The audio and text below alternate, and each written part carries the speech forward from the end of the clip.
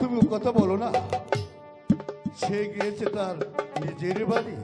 তোমার বাবার বাড়িতে একদিন এসেছিলে তুমি আমার বাড়ি, তোমার মতো তোমার মেয়ে স্বামীর বাড়ি চলে গেছে।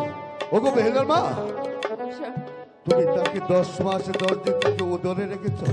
এ দুনিয়ার উপর সবার সে দোয়া হলো মায়ের, তাই তাকে তুমি আশীর্বাদ করো। ওই ভগবান তার যদি সহায় থাকে তুমি আশীর্বাদ করো। ওগো স্বামী, আমি যে সব সময় তোমার মায়ের জন্য দোয়া করি, ও যেন স্বামীর ঘরে সুখে শান্তিতে সংসার করে। ঠিক আছে, তুমি আর বিলম্ব না করে আন্দর মহলে যে আমার যাওয়ার ব্যবস্থা করো। আমার মাকে আমি দেখতে যাবো সেই চম্পাইপুর শহরে। চলো।